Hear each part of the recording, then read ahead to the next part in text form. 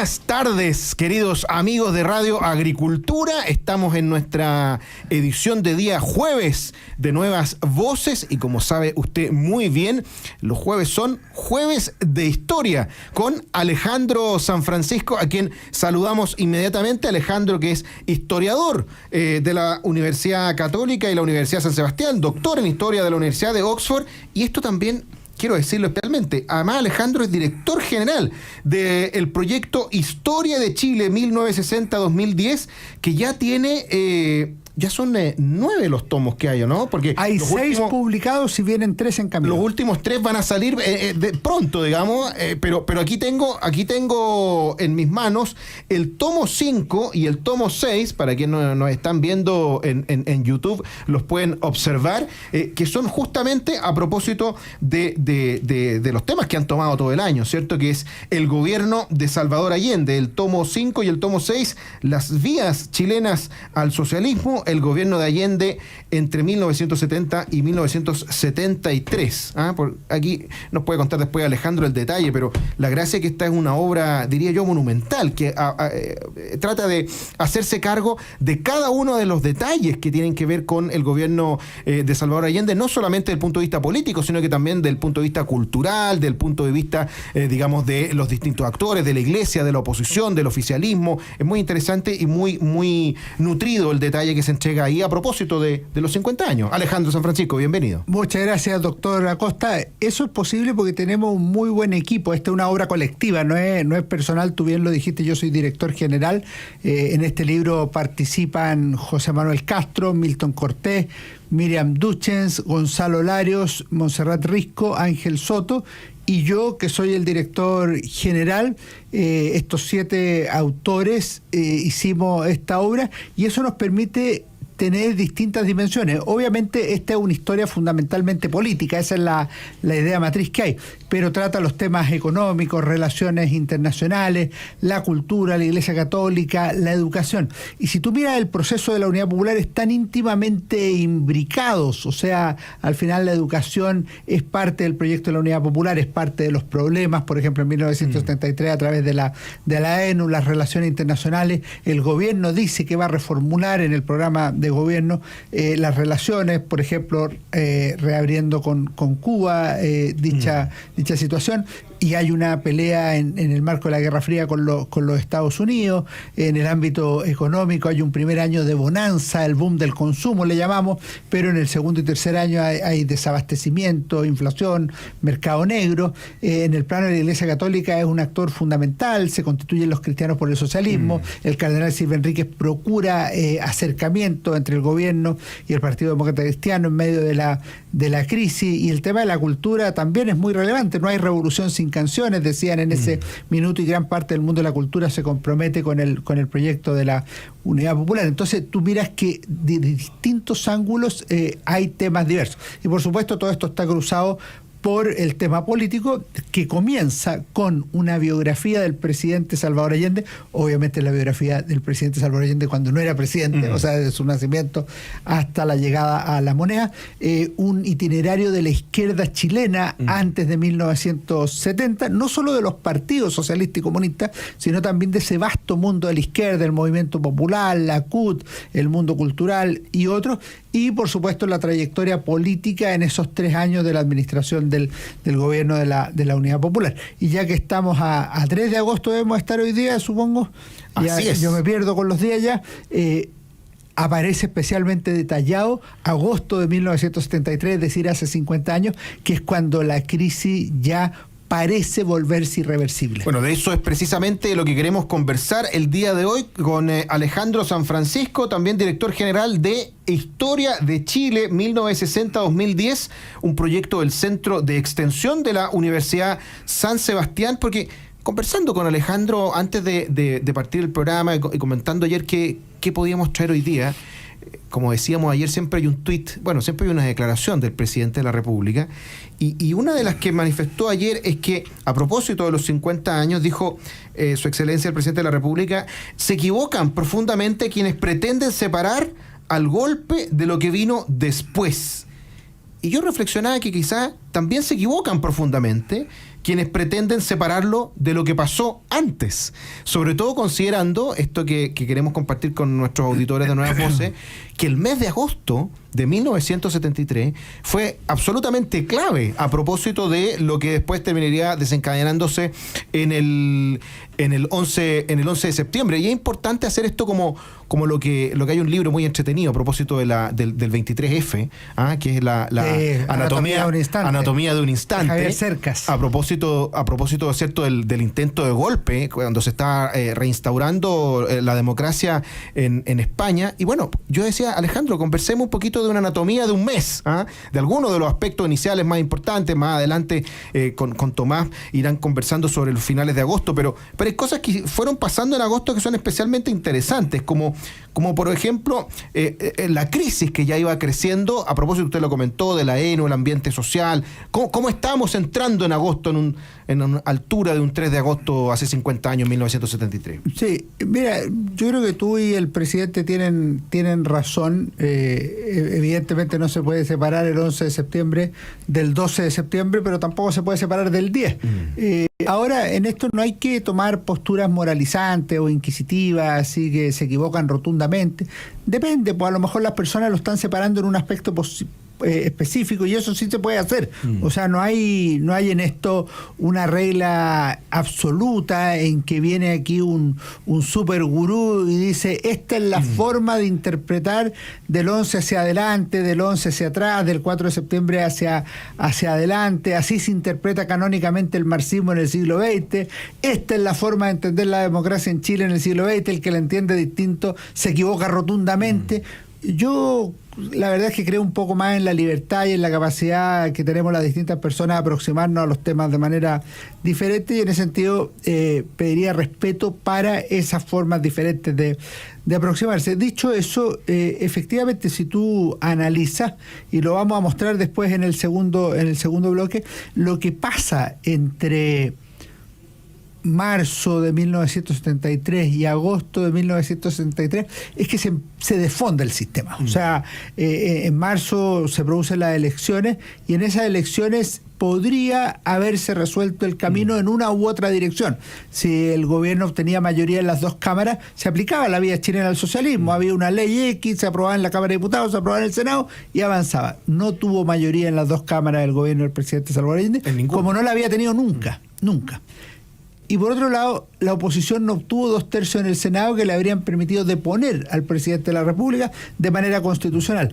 Que idealmente no se debe ocupar esa fórmula, pero en los momentos de crisis existe esa 2/3 que tampoco tuvo ninguna elección complementaria anterior, por ejemplo. Tampoco, lo cual hacía bastante torpe pensar en que se iba a llegar a los 2/3. Dicho eso, entonces empiezan a agotar algunas de las fórmulas de solución del conflicto político. Y adicionalmente, después de las elecciones, se radicaliza el conflicto político por la discusión de la Escuela Nacional Unificada, la ENU, que no solo moviliza a los partidos políticos, sino que a los padres y apoderados, a las federaciones de estudiantes secundarias y universitarias, a la Iglesia Católica, a las Fuerzas Armadas. Por el paro del teniente, que es muy grave, se extiende por 76 días, es un paro donde los mineros en la zona del teniente Rancagua, donde el presidente Allende dio el discurso de nacionalización del cobre en 1971, en julio, se paralizan contra el gobierno del presidente Salvador Allende, precisamente. Ese fue un paro muy doloroso. Fue un paro muy doloroso y un poquito inexplicable también, ¿o no? Es inexplicable porque el gobierno pensó que jamás iban a ir los mineros a paro.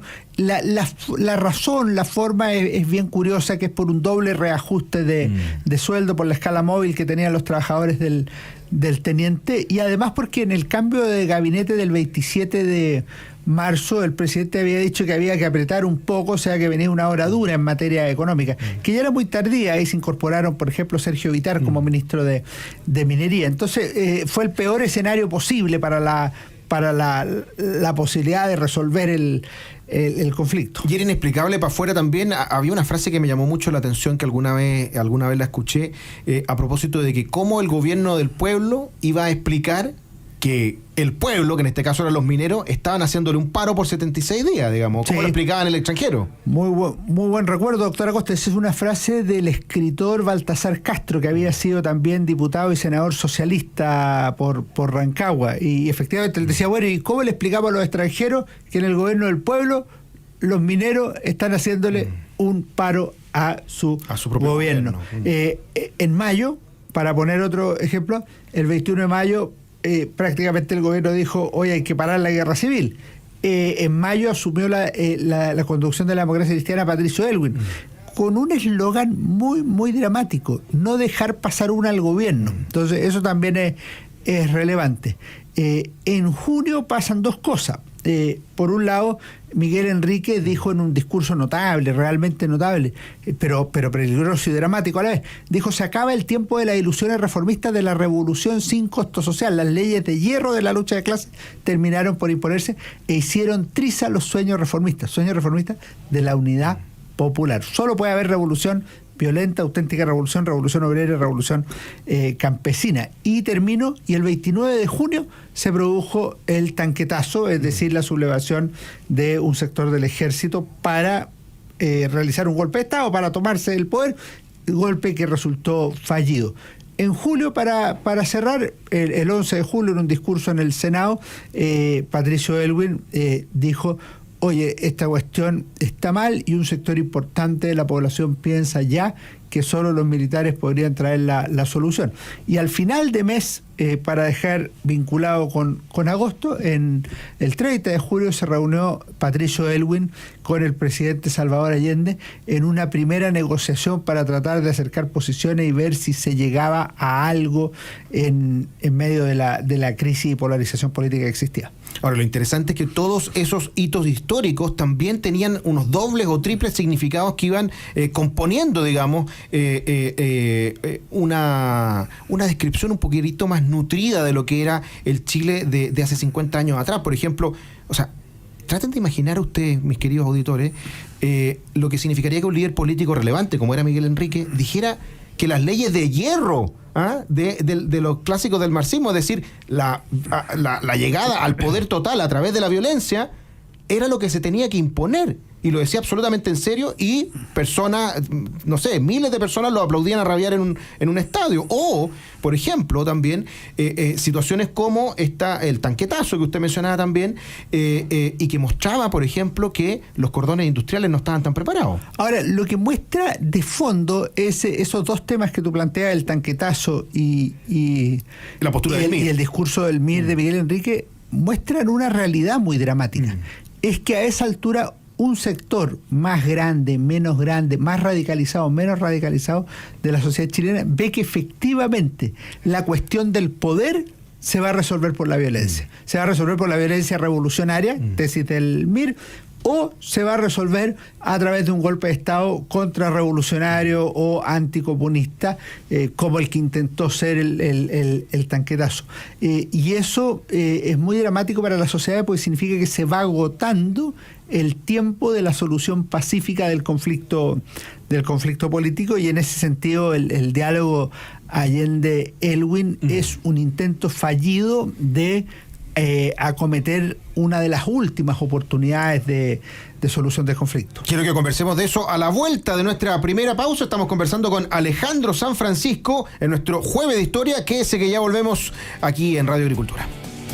Estamos conversando con Alejandro Sanfrancisco en un nuevo Jueves de Historia, aquí en Nuevas Voces, pero antes, como es habitual, vamos a saludar a quienes hacen posible nuestro programa, y vamos a partir esta vez saludando a un nuevo auspiciador que vuelve a Nuevas Voces. Estamos muy contentos, le vamos a decir a Tomás Bengolea que algo de frutos hubo en este reemplazo de esta semana, porque tenemos un nuevo auspiciador. Le agradecemos mucho a Carlos Herrera. Carlos Herrera, máster en aceros y más, administrada por la segunda generación familiar, te espera en sus sucursales con una atención especializada para apoyar en todo lo que necesites para la realización de tus proyectos. Más información en carlosherrera.cl. Posgrados de la Universidad de San Sebastián cuenta con más de 100 programas en diversas áreas del conocimiento. Más de 14.000 egresados han preferido sus magíster, diplomados, postítulos y especialidades. Conoce más en posgrados.uss.cl. En Enel buscamos cuidarte y que tu servicio eléctrico sea continuo y de calidad. Por eso, si sabes de un hurto de cables que haya generado corte de electricidad en tu barrio, puedes denunciarlo de manera anónima al 600-696-0000. Ayúdanos a evitar esta práctica ilegal y a mantenernos seguros en él. En Hábitat, tu proceso de pensión lo puedes iniciar 100% online. Es accesible, confiable y con la asesoría personalizada de siempre. Y hoy les tengo una noticia diferente porque la cuenta corriente digital de BCI, la que no te pide requisitos y que puedes sacar hoy mismo desde tu teléfono, ahora también es para pymes. Si estás buscando un apoyo que te permita acceder a mejores soluciones financieras y herramientas para tu negocio, la cuenta corriente digital PYME es para ti. Ábrela hoy, úsala hoy. Bueno, estábamos conversando en el bloque anterior con Alejandro Sanfrancisco, historiador, a propósito de cómo había influido, por ejemplo, el que se incluyera la discusión sobre la ENU en el cambio que había tenido, por ejemplo, la Iglesia Católica, específicamente, ¿cierto?, el cardenal Silva Enríquez, que había estado, no tan activo contra las políticas del gobierno hasta la ENU, y posteriormente, ¿cierto?, cuando retoma, ¿cierto?, un rol conciliador, tratando de acercar a la democracia cristiana a través de su presidente Patricio Aylwin y el presidente de la República Salvador Allende, y hubo un par de instancias en las cuales se intentó llegar a un acuerdo. Si nos puede contar un poquito esto del cambio, digamos, de la posición de la Iglesia y también el tratar de ser un puente y finalmente, bueno, saber qué pasó con eso. La Iglesia Católica en general, liderada en ese minuto por el cardenal Raúl Silva Enríquez, arzobispo de Santiago, que no era el líder de la Iglesia de Chile, como se dice muchas veces, sino que era arzobispo de Santiago, pero tenía evidentemente una exposición pública mayor y un claro liderazgo. Él había tenido una posición respecto de la unidad popular conciliadora. Desde el primer minuto hubo un Te Deum, está explicado en el tomo 5 y 6, especialmente el tema de la Iglesia Católica, pero no tuvo una posición contraria al gobierno de la unidad popular, tampoco favorable.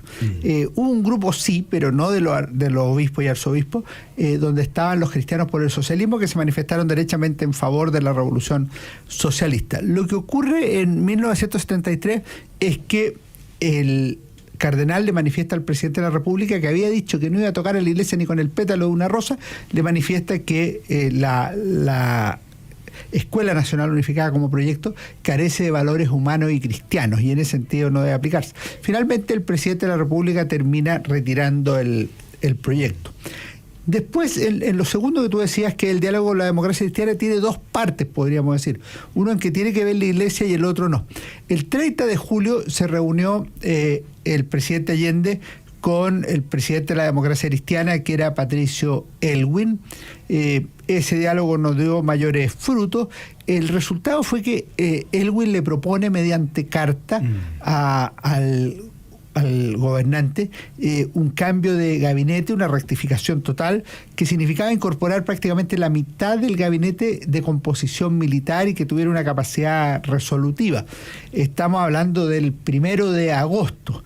Le contesta el otro día el presidente Salvador Allende y le dijo al presidente del Partido Demócrata Cristiano que dos cosas: que no cree conveniente que haya cambio de gabinete habiendo hecho uno hace menos de un mes, o sea, en julio, y en segundo lugar, no cree que tenga que incorporar a militares a los gabinetes, sino que este es un asunto que tienen que resolver los civiles. Ahora, curiosamente, a los 6-7 días hizo cambio de gabinete y convocó a los militares. Esto es súper complicado, porque puede generar risa, pero muestra lo errático que estaba el gobierno y el presidente de la República en un momento decisivo. O sea, puede haber tenido la decisión A o la B. Lo interesante es que dice resueltamente: no, esto no, ni cambio de gabinete ni militares. A la semana, cambio de gabinete y militares. O sea, eso revela también las peleas internas que había al interior de la Unidad Popular. Sí, es que ahí hay un tema que también me llamó mucho la atención, que se enumeraba dentro de las posibilidades, ¿cierto?, de acuerdo que podrían haber, generado una salida alternativa al 11 de septiembre, finalmente como terminó, y era que se llegara a un acuerdo entre la democracia cristiana y el gobierno y el Partido Socialista, y entiendo que el propio Allende le envió formalmente una solicitud a la UP, ¿cierto? Con creo que una decena o 9 puntos, solicitando flexibilidad, digamos.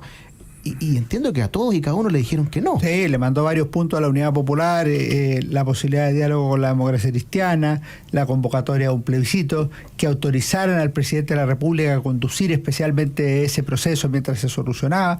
No, dijo la Unidad Popular. Ironiza Joan Garcés en ese excelente libro que es Allende y la experiencia chilena. Alternativas propuestas a cada uno de estos puntos, ninguna. O sea, Allende estaba solo en la práctica, lo dejaron solo. Ahora, el cardenal Silva Enrique hizo un último esfuerzo y el 17 de agosto en su casa convocó al presidente del Partido Popular Cristiano, Patricio Aylwin, y al presidente de la República, Salvador Allende, a una última reunión, una reunión nocturna, muy regada según algunos, y fue una conversación en la práctica inútil. Es bien interesante, el presidente demócrata cristiano le plantea 2 o 3 cosas muy duras al presidente Allende. Una, presidente, esto hay que solucionarlo, en Chile nadie trabaja. Y el presidente Allende asiente en ese punto. O sea, que en Chile nadie trabaja. Chile está paralizado. Está paralizado por la oposición, que había organizado un paro final, que era un paro de claras características golpistas, y por otro lado porque la CUT organiza un paro para apoyar al gobierno. Entonces, efectivamente, en Chile ya nadie trabaja. Esa es la situación. Después le dice, usted tiene que tomar una definición clara. O está con el MIR, con los sectores del poder popular, o está con la democracia y con el proyecto. Tome una decisión. Esta es una crítica que le hace Patricio Aylwin y que se ve claramente en el último libro que ha aparecido ahora en julio de Patricio Aylwin. Algunos días atrás. Así que el presidente Allende no tomaba decisiones. Y esa es una segunda crítica que le hace. Y el tercer punto que le plantea es, presidente, usted claramente ha destruido el sistema económico y social vigente y no ha construido nada a cambio. Esto se va a cobrar, porque tiene que ser capaz de destruir y construir algo como alternativa, y esto no está. Ahora, al día siguiente, fue a visitar Aylwin nuevamente al cardenal Silva Enrique. La mañana le dijo, no sirvió para nada esta discusión.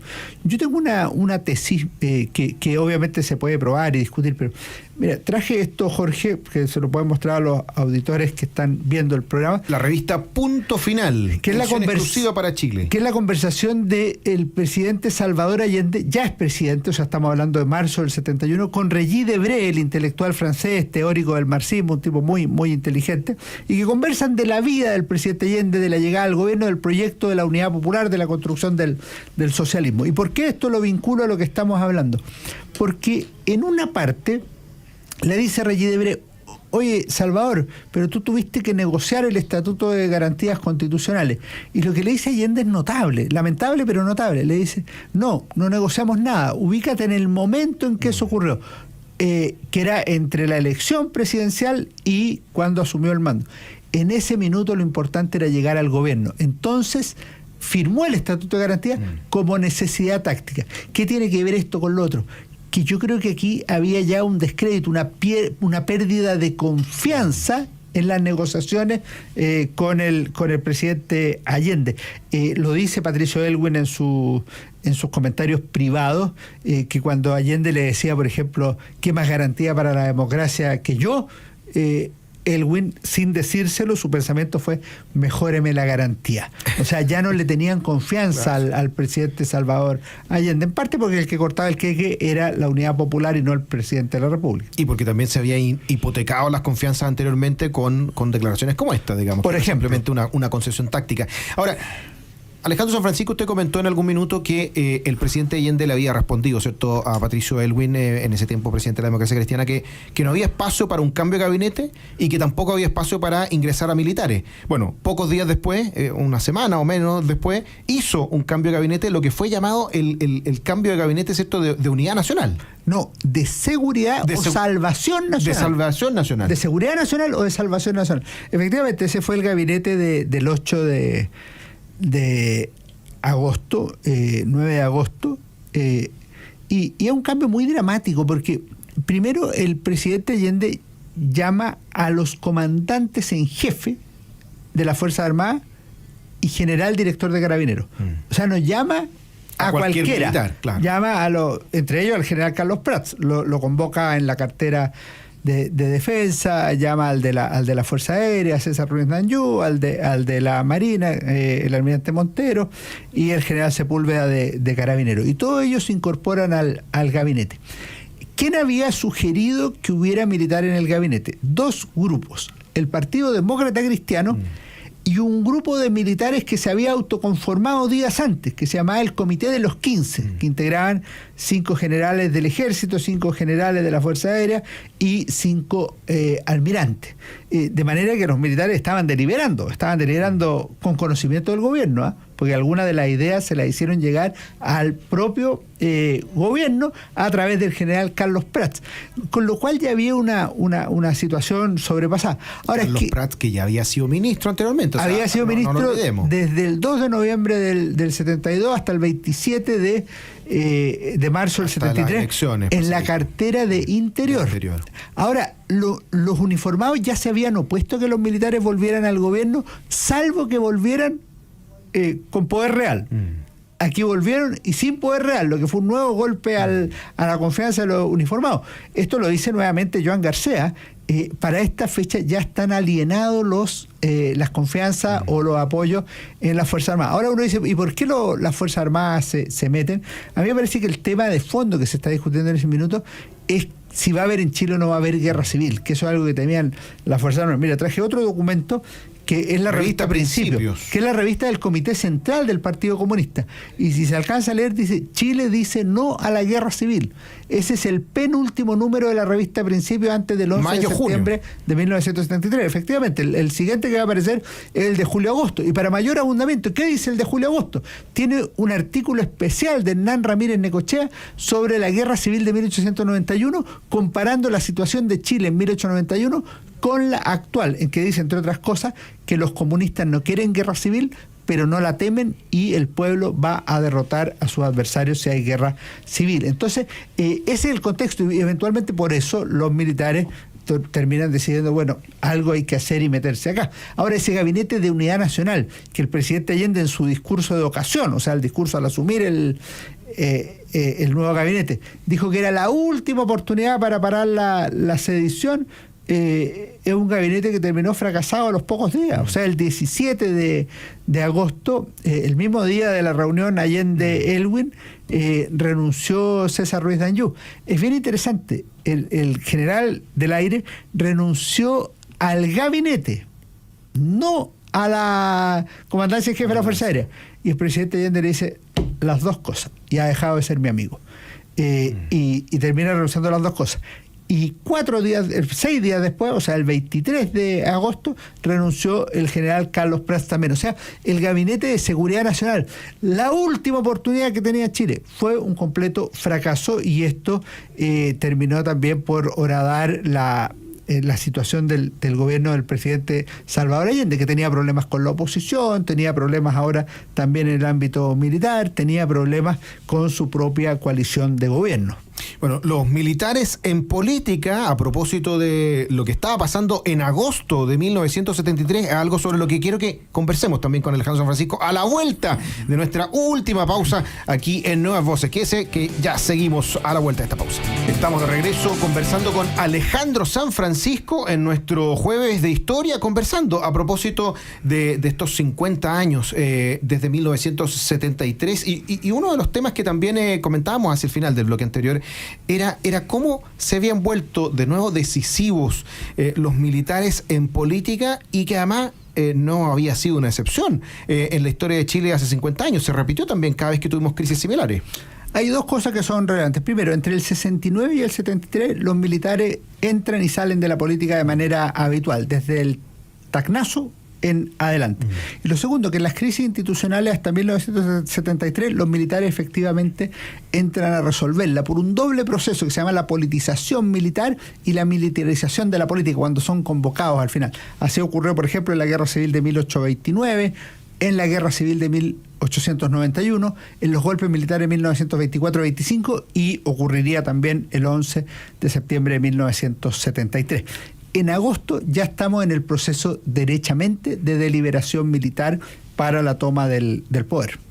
Y bueno, estamos en nuestro último bloque y algo que han agradecido mucho nuestros auditores y también las personas que nos siguen por redes sociales es estas mini cápsulas que hemos hecho a propósito de los temas históricos, Alejandro, y de lo que hemos conversado hoy día le quiero preguntar, ¿por qué es tan decisivo agosto de 1973 en 5 minutos?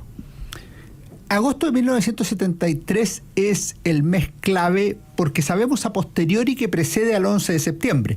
Pero si uno lo mirara solo en agosto, o sea, si uno parara la lectura el 31 de agosto, ¿uno qué podría decir? Primero, se agotan o fracasan las conversaciones entre el gobierno y la democracia cristiana. La del 30 de julio y la del 17 de agosto terminan en nada. Y esa habría sido una posibilidad de solución institucional al conflicto político. Fracasó. 2. Se formó un gabinete de seguridad nacional o salvación nacional que el presidente Allende planteó como la última oportunidad para resolver la crisis política, la sedición y otros tantos problemas. Ese gabinete fracasó a la semana, es decir, tampoco tuvo la continuidad y tenía la particularidad de haber integrado a los comandantes en jefe de la Fuerza Armada y al general director de Carabineros.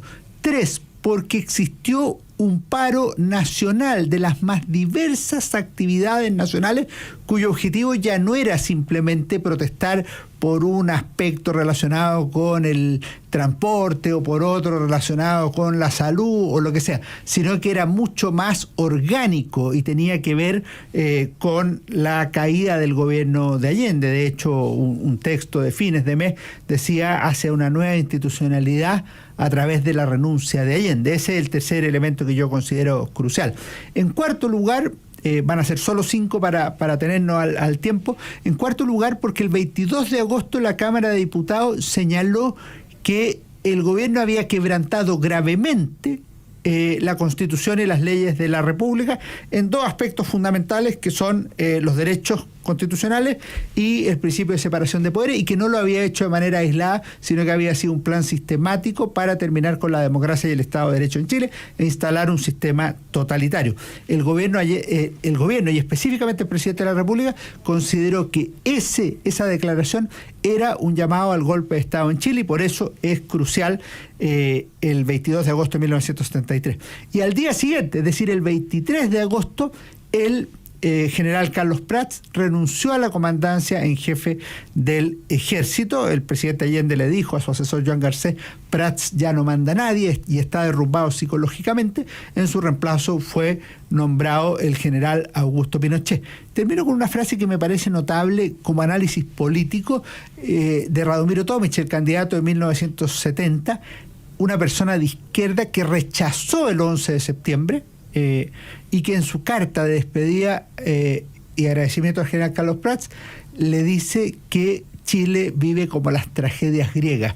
Todos queremos que no ocurra, todos decimos querer que no ocurra, pero hacemos cuanto está de nuestra parte para que ocurra. Estamos llevando a la democracia chilena al matadero. Esa carta es de fines de agosto y muestra más o menos lo que se pensaba en ese momento. Partíamos el programa conversando sobre lo importante que era hablar no solamente del 11 y del 12, sino que también del 10, es decir, de todo lo que tiene que ver con el año 1973 y septiembre, antes y después. Pero esta historia no parte solamente en 1973, sino que con los inicios del gobierno de la Unidad Popular, y yo sé... Y antes, parte de la era de las revoluciones, con la Revolución Cubana y con la crisis de la Constitución del 25, y se pueden ver muchas cosas. Y se pueden ver muchos antecedentes que complementan un poco más entender el proceso histórico, porque yo sé que para quienes, digamos, somos un poco más jóvenes y no tuvimos la oportunidad de vivir esa experiencia, nos cuesta un poquito entender las dinámicas que habían detrás, pero bueno, estaba todavía potente funcionando la Unión Soviética, estábamos en el contexto de la Guerra Fría, o sea, es muy interesante poder nutrirse un poquito más de los procesos históricos para entender qué fue lo que sucedió y por qué las cosas llegaron hasta donde llegaron. Entonces, por eso mismo quería preguntarle a Alejandro Francisco qué libro nos quería recomendar hoy día, porque entiendo que tiene que ver a propósito con esto de entender un poquito más los procesos históricos. Efectivamente, pues vamos a recomendar un libro de 2 excelentes historiadores. Yo he leído varias cosas de ellos. Diego Hurtado Torres y Sebastián Hurtado Torres, publicado por Historia chilena, la elección presidencial de 1970, pasado y futuro de un momento extraordinario. Yo creo que estas cosas hay que partir desde el principio y ahí es el comienzo del gobierno de la Unidad Popular. La fotografía de portada es el presidente Allende con banda presidencial. Fue una elección muy, muy compleja, muy contradictoria, llena de problemas, de participación popular, de polarización, el asesinato del comandante en jefe del ejército, pero que se resolvió de manera constitucional con la llegada de Salvador Allende a la moneda. Piensa tú la esperanza que despertó Allende en ciertos sectores populares habitualmente marginados de la vida política del país, fue muy, muy grande, y eso hay que entenderlo también para comprender el proceso de la Unidad Popular. Por supuesto, también tenía limitaciones. Por ejemplo, llegó al gobierno, pero no tenía mayoría en la Cámara de Diputados ni en el Senado, y eso significaba que había que tener una mayor flexibilidad eventualmente para negociar o llegar a acuerdos con otros sectores y no tratar de imponer el programa a rajatabla. Bueno, este libro es muy bien informado sobre la campaña, sobre los candidatos Jorge Alessandri y Radomiro Tomic, además de Salvador Allende, sobre los resultados en los distintos sectores del país. Y yo creo que en ese sentido, para el que quiere introducirse al tema del gobierno de la Unidad Popular a través de su comienzo, creo que es una gran obra, y me parece a mí por lo menos que la puedo recomendar con entera libertad y puede ser útil en estos tiempos. Digo además que de aquí al 11 de septiembre vamos a recomendar todos los jueves de historia un libro relacionado con el gobierno de la Unidad Popular y el 11 de septiembre. Y este libro también abarca ese periodo posterior a la elección y finalmente después la ratificación de Allende por parte del Congreso Pleno. Efectivamente, porque como yo hace algún tiempo escribí en un libro que se llama Camino a la Moneda, un artículo que se llama 60 días que conmovieron a Chile y al mundo. Esos son parte de la elección. O sea, como el 4 de septiembre no se elige presidente de la República, porque hay dos candidatos con mayoría relativa, que son Salvador Allende y Jorge Alessandri, tiene que elegirlo el Congreso Pleno, de manera que la elección sigue su curso, el proceso constitucional sigue su curso. El Congreso Pleno podría haber decidido elegir a Jorge Alessandri y no a Salvador Allende, y eso era perfectamente constitucional, y así lo dijo y lo ratificó el comandante jefe del ejército, general René Schneider. Era parte de la complejidad que tenía la política chilena, y en ese sentido se puede ver muy bien ese libro. Absolutamente recomendado, la elección presidencial de 1970, pasado y futuro de un momento extraordinario, de Diego Hurtado Torres y también su hermano historiador Sebastián Hurtado Torres, editorial Historia Chilena. Parte de lo que va a ser, digamos, nuestras recomendaciones de libro del mes de septiembre, a propósito... De agosto y septiembre. De agosto y septiembre, a propósito de septiembre de 1973. Quiero agradecerle muchísimo a Alejandro San Francisco, historiador, académico de la Universidad de San Sebastián, Universidad Católica y director de formación del Instituto República, habernos acompañado una vez más en este interesantísimo jueves de historia aquí en Nuevas Voces. Doctor, un honor. Mucho gusto. Y además que nuestro último jueves de historia, porque en el próximo jueves va a estar ya Tomás Bengolea, que vuelve el día lunes, y nosotros nos volvemos a encontrar mañana en la última edición de la semana de Nuevas Voces. Quédese aquí, porque ya llega Deportes en Agricultura. Nos vemos, que esté muy bien. Chao, chao.